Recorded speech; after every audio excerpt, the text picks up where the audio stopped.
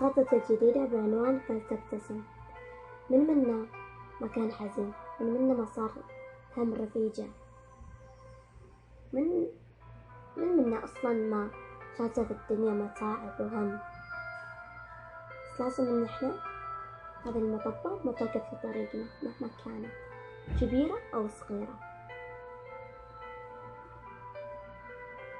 بس مهما كانت المتاعب اللي إحنا في حياتنا، مهما كانت أي نوعها، بس إحنا نتعداها مهما القوة اللي فينا مو كافية، لا، نخليها أكبر وندافع عنها. وش هو الفشل؟ هو الفشل له فرصة أولى عشان أنت تحقق أحلامك. مع كل هذا الحزن والهم اللي أنت عشته في الدنيا،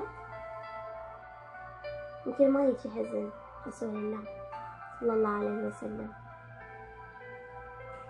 مات أبوه وهو في بطن أمه، ما عاش إلا مع أمه 2 سنين،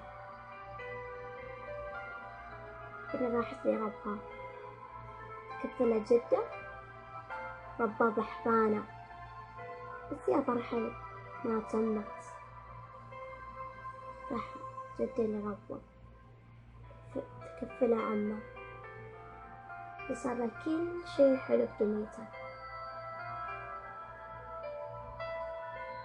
مع هذا صار عام وايد كبير، عام وايد حزين بالنسبة لرسول الله، عام الحزن، وتوفت زوجته وعمه عام واحد. أنت تتخيل هذا الحزن؟ أنت تتخيل هذه كلها؟ مو بس هذا، تخيل أن أنت في ناس وايد تكرهك عنك على الحق. جارك اللي هو جارك يأذيك، تتحمل؟ لا، كان يبتسم في وجهه أول ما درى إنه مريض، راح سأل عنه.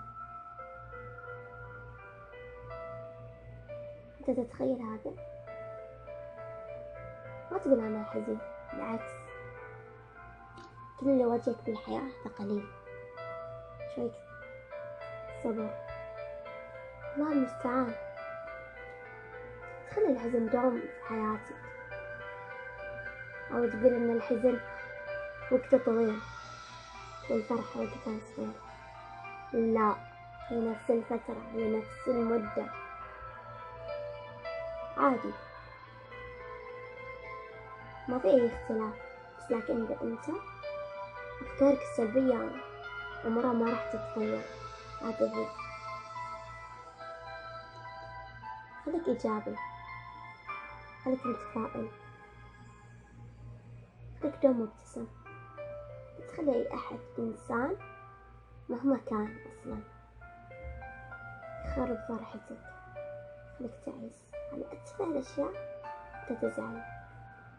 حياتي ترى ما أخذ من الدنيا ولا شيء. ابتسم دوم، ساتر كل إنسان أنه حزين، أنه سيء أو قليل حظ. أنت بإيمانك تقدر تكون شي وايد كبير. أشكر من استمع لي، أعطاني شوي من وقته.